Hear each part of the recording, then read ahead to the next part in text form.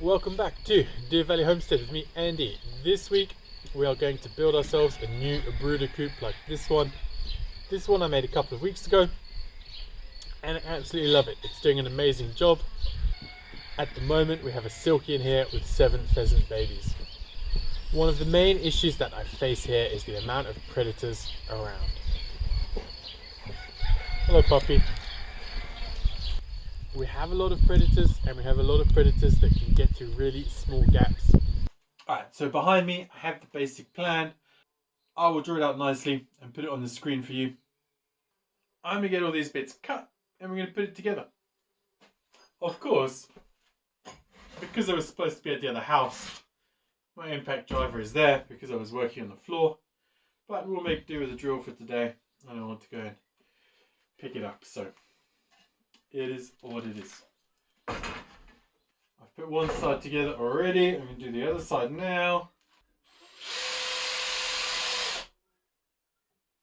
Now, I'm not too worried about making it square or anything like that because we're going to add the corners and we'll make it square when we do that.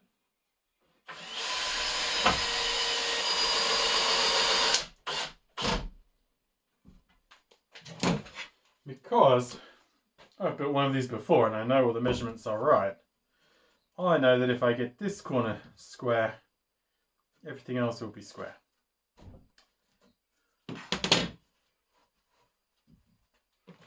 We're not that far off.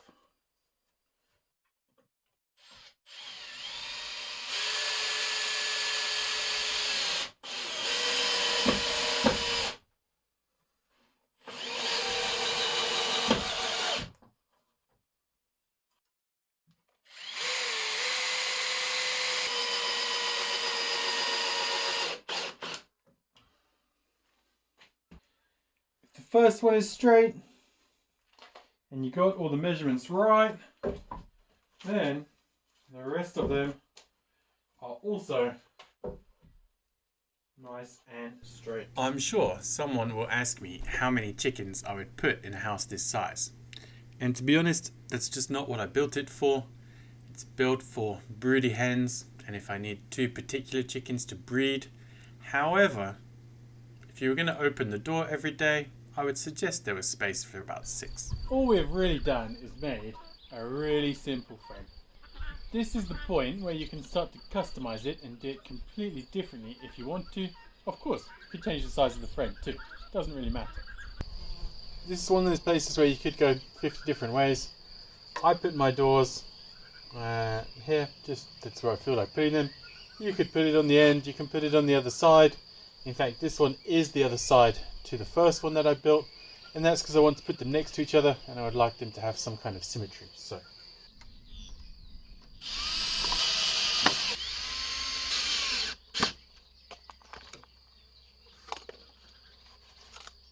take those 2 out, and now we have a door that will open. I'm putting the top of the bar at 55 centimeters.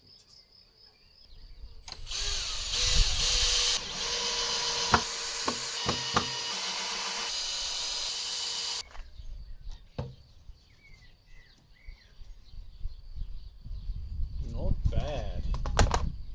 When it comes to this profile, you've got a couple of options. You can put it straight on the edge and put the next one on. It's probably the easiest way to do it. I just don't think it looks that good, so I prefer to do it this way, where I put it flush with the wood. And of course there is a third way where you could even step it back as well, and that looks quite good. The way I like to do it is with glue, a batten and a couple of brad nails, and I find that works the best for me.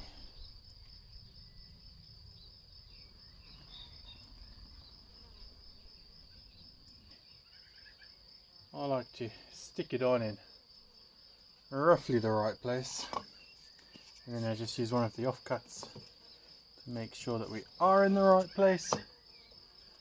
There we go, that looks pretty good. And then I can just tuck that in at the bottom and the same deal at the top. Now when it comes to put these on, Nice and simple. I like to put just a little bit of glue.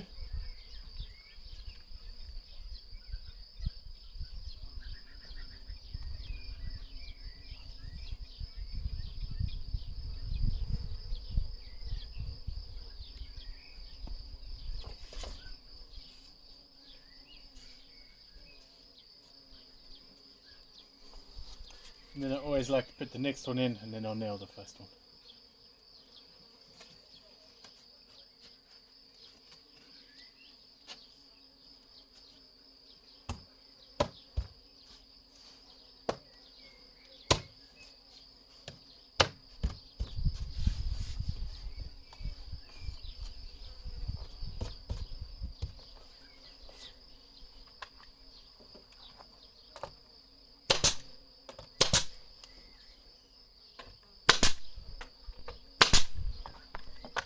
I'm sure there's 100 better ways to do it. This is just the way that I do it.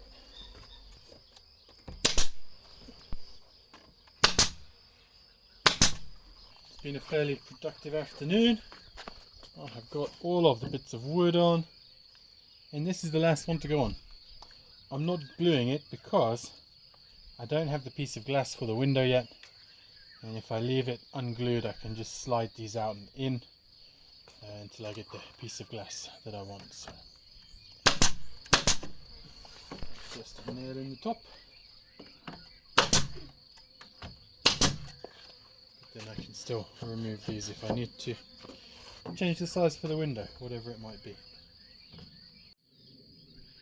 It's not too bad for a day where it was supposed to rain all day.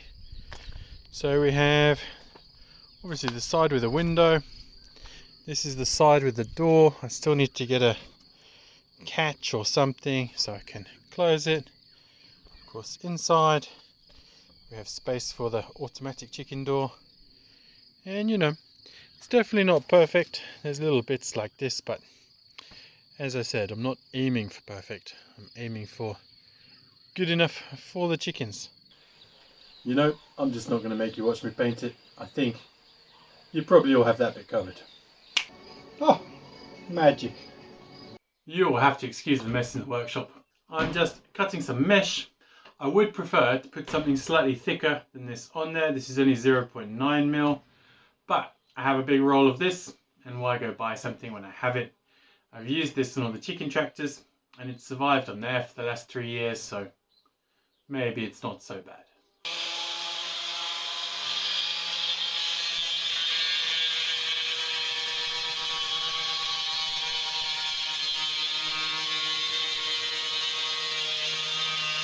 Alright, I've got about 10 more of these to do. I'm going to get these cut. I will check in with you when we staple them. However, we should probably also check on the goslings, the baby pheasants, the baby rabbits, and the broilers that we've shown you over the last couple of weeks. So we might just do that quickly as well. Floki, Gamora. These guys want some food or something. They've already destroyed the goose food. Here we have our broilers. These guys are now 5 days old, 6 days old. They're doing pretty well. They're smashing the food, smashing the water, and starting to chunk up, which is what we want. Are you guys helping, are you? I fear not. In here we still have our pheasants. I believe they are all. Let's see if we can find a couple. There's one. Where are the rest of you? Down here.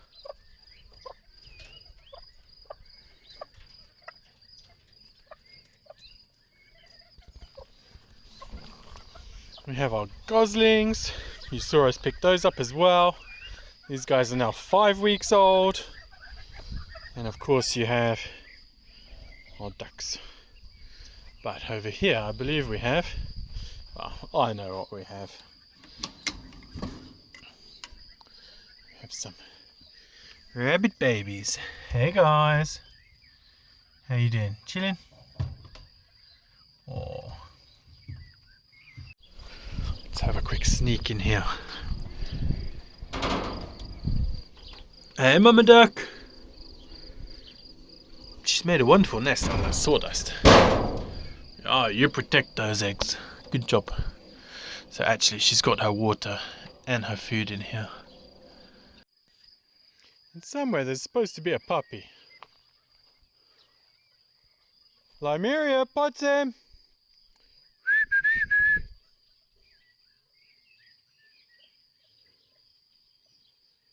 Where were you? I could have been a fox. Huh? You sleeping on the job?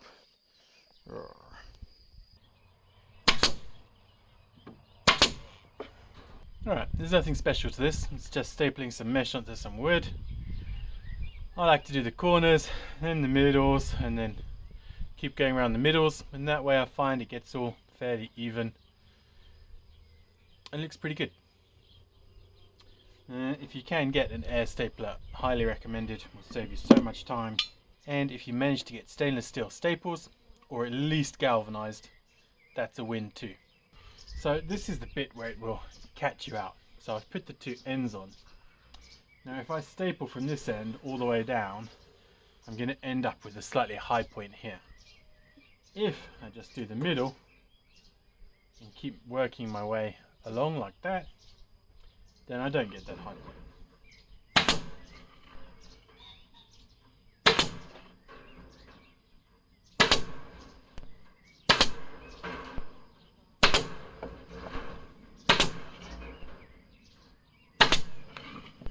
Hopefully that makes sense.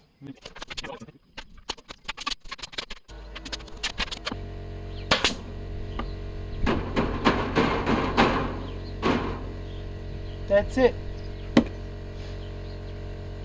Alright, I'm going to do the other 10 of these.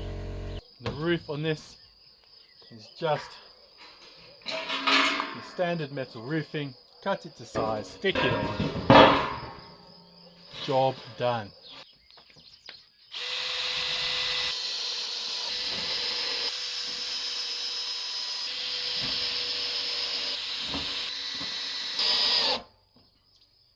Alright, I'm going to throw the other side on and put a cap across the top, and job's good. So both sides of the roof are on, and then I just bought a simple roof cap to go over the top. Nothing special. Because I cut this one, I'll put this one underneath. And all I'm going to do is leave this over, just a tiny bit, something like that. And boom, boom, boom.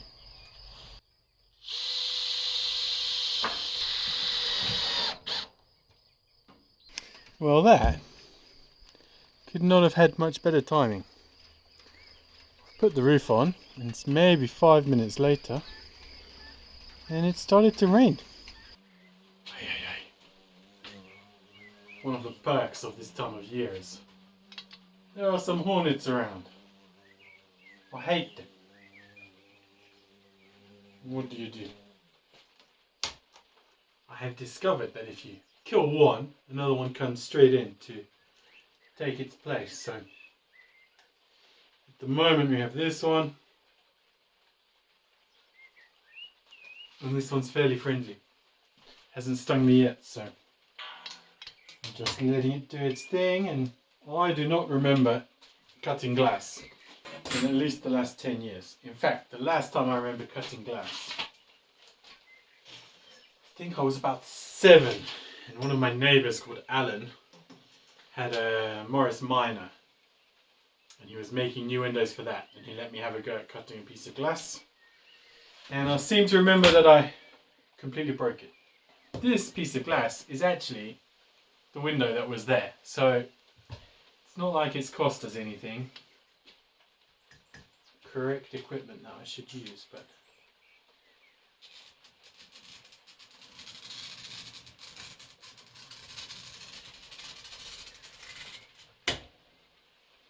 how did he do it? He did it with a... I put it to the edge of the table and just gently tack, tack, tack, tack, tack. I should probably watch a YouTube video on how to do this first, but why not? It's not like the glass cost any money. It's been sat in the barn for don't know how long.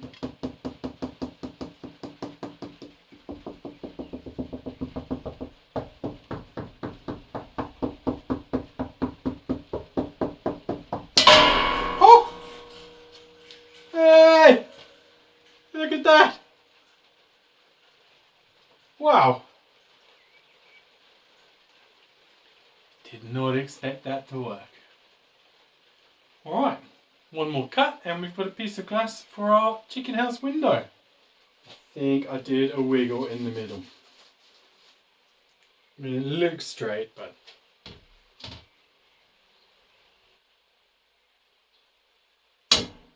Oh! Wait, that's not the one we need. We need that one. Ha! Look at that. Probably just saved us like 10 cents on a piece of Perspex, but I'm going to take that as a win. That is pretty crazy. I can't believe that someone showed me that 30 years ago in a garage. And I'm not saying I did it the right way. That I'm pretty sure of. And I did not, but crazy that that was enough information remembered to be able to cut it. That's crazy. I think it's crazy. Right, that's going to go on there. In the middle.